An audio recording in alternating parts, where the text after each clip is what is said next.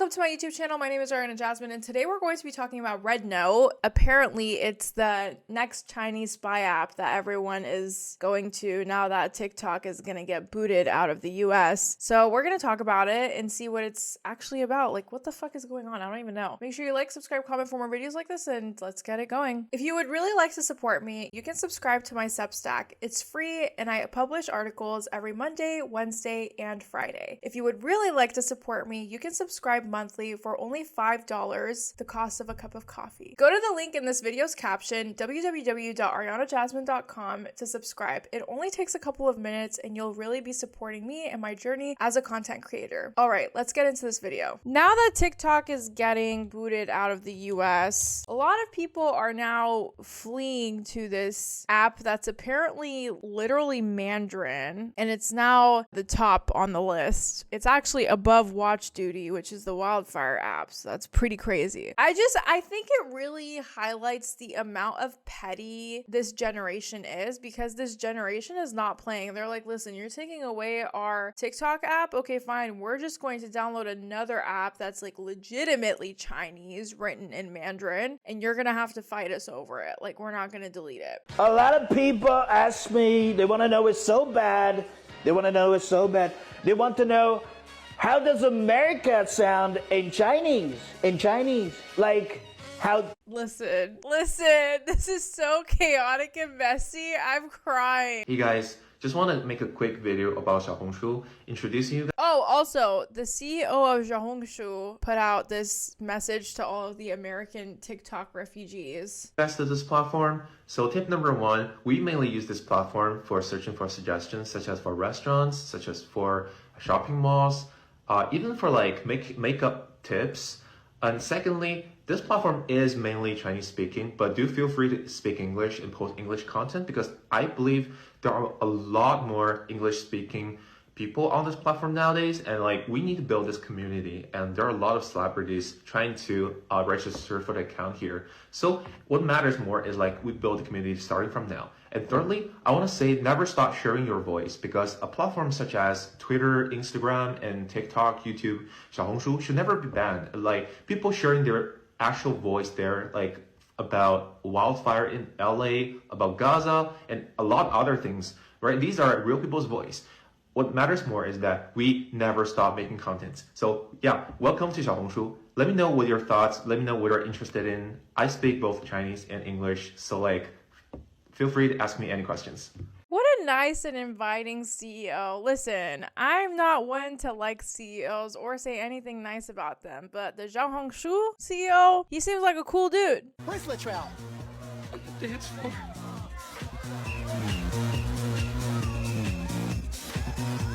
Honestly though, deadass, you have to know some Mandarin to be able to understand Rednote, because it's just very Chinese coded. Like, it's not very English.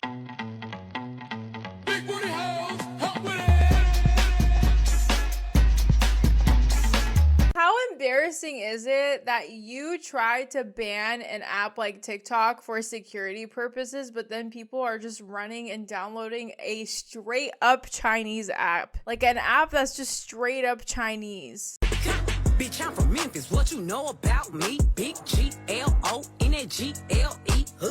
50,000 new Chanel shopping spree, and every time I pop out, you know I A-T-E. I'm that bitch hoe, get like me, you know. This comment says a baddie is a baddie in any country, and I agree. You know what I love about this? I just need to say this. There is so much China scare bullshit coming from our elected officials right now, and I feel like this is just America's MO to just make us fear people from a random country just because they've got beef with them, you know what I mean? But it's like, this literally humanizes Asian people, and more specifically people from China. And I think this is so revolutionary, because in the past, for example, during the Vietnam War or after 9/11, we didn't have access to technology in a way where it was so globalized, where you could just connect with someone in China so easily, or people in the Middle East so easily, or you can see their plight or their struggle because they post the videos on Twitter. Now our generation is kind of like, you're giving us this red scare, you're trying to make us fear Chinese people when they're literally just like us. I mean, we speak different languages, but the plight, the struggle, the life is very similar. And and I feel like I'm very happy that something like this is happening, because I feel like it's bringing us together more than separating us. And I think the American government has done an amazing job at individualizing our lives and separating us from a lot of the world and making us scared of shit that we have no business being scared of. And this is just so cool, because for the first time ever, we can just see that, listen, Chinese people are just like us. They're just chilling.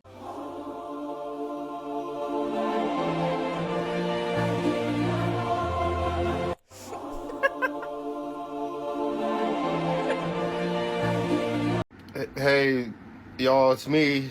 I'm here and I'm scared. I don't speak Mandarin. I'm lost. I'm a TikTok refugee. If you guys could point me in the direction of anything. Is this what NBA players feel like when they have to play basketball in China? Y'all are so stupid.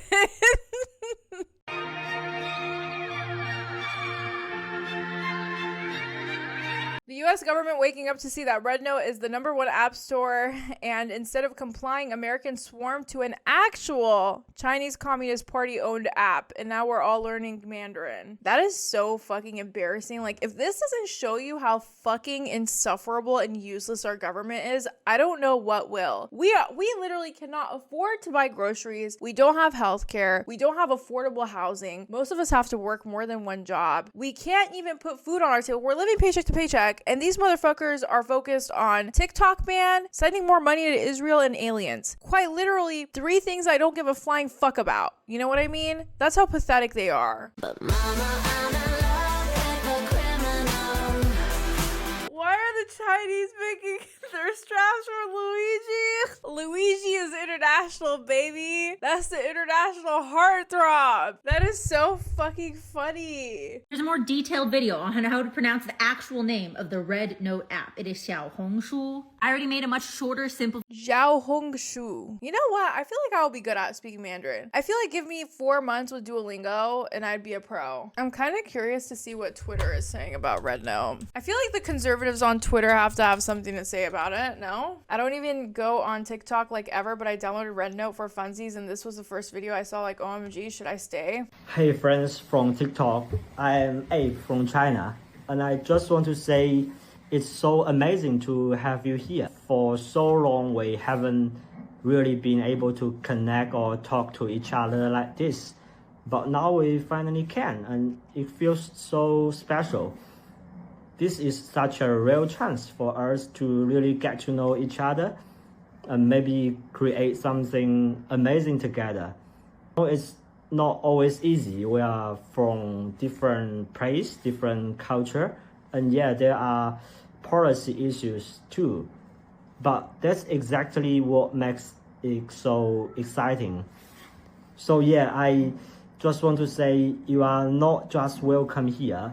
I really hope you will stay. That was so cute. What, you think Americans would welcome Chinese people like that? They'd be like, oh no, Chinese people, they're taking over the app. Hilarious that the Americans are now flocking to another Chinese social media app, Xiaohongshu, Little Red Book, in an effort to spite the US government that prepares a TikTok ban. Americans don't trust the US government and know the whole TikTok is a national security threat. Is complete lie. US politicians preach the beliefs, the benefits of a free market, but in reality, they only will follow it if they can benefit from it. US politicians want to violate the First Amendment and block freedom of speech in America simply because a popular social media app in America is Chinese. Banning TikTok is not the smart move US politicians think it is. It will only sow more distrust in the US government, which is already at historic highs amongst the majority of American citizens. I think 9/11 was the most recent historical event that happened where we still didn't have access to social media and the web ether the way that we do now. And during 9/11, we saw a lot of propaganda against Muslims and Middle Eastern people. You know, they spread the war on terror, the Pentagon propagated it, US politicians pushed it out, and the mass media took over it and they ran with it. We didn't have social media, we didn't have content creators, we didn't have people in the Middle East that could film what they were going through in Iraq and Afghanistan, who could film and send it to us or post it on Twitter so that we could see what was actually happening. And so, you know, we're going from that era to an era of social media access. Everyone's phone is a camera, and we've reached this era era of where everything can be decimated within the matter of seconds because we don't rely on mass media the same way that we used to. You can just hop on Twitch and watch us on. You can go on TikTok or Instagram and watch people like myself decimate the news, and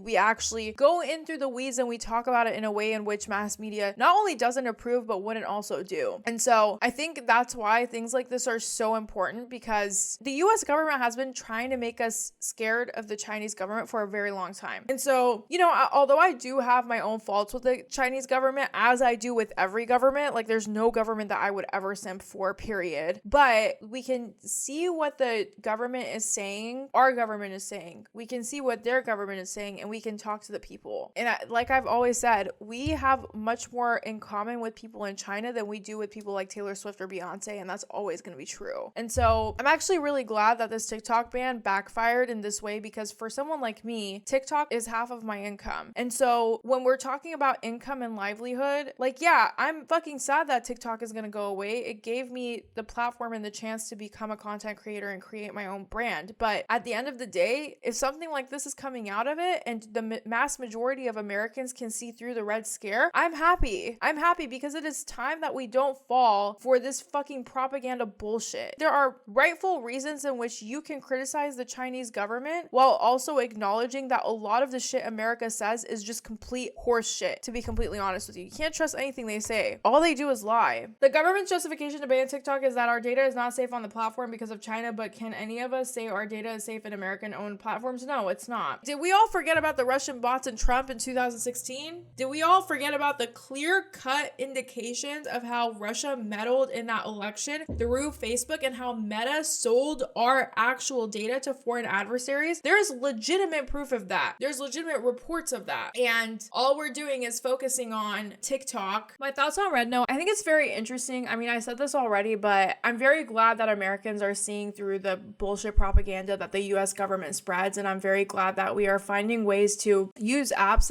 in a globalized way where we can really connect and get to know each other, even though we're from totally different countries in totally different areas and geographies of the world. And, you know, yeah, the TikTok ban is disgusting. The difference between TikTok and other apps is that, you know, you don't need a fancy cover photo. You know, you don't need editors. You don't need hours of studying. You don't need a fancy camera. TikTok was the only app that allowed you to just pick up your phone, film an app, and just be yourself and post it and have the possibility of being able to go viral or build a following. And no other American app offered that kind of authenticity or that kind of value at all. You know, a lot of the American apps push forward celebrities and rich people and the bourgeoisie, but TikTok was a people first app. That's how I look at it. And although TikTok had a lot of issues when it came to censorship and just obviously the app had a lot of allegations of being racist towards people who are people of color or black people. But at the end of the day, when you compare an app like TikTok to Instagram, Facebook, it was much more accessible and it allowed anyone to become a content creator. It became one of the top search bars other than Google. It was a visual aid for a lot of people. It built a lot of community, but also having the TikTok app meant the difference between being able to have food on your table and not. Statistically, only 11% of all content creators are able to make a living off of being content creators, which means about 56% of content creators are not even monetized. They don't even make any money. So that means less than half of the content creators on TikTok were even making money. And of that, a very small fraction of that is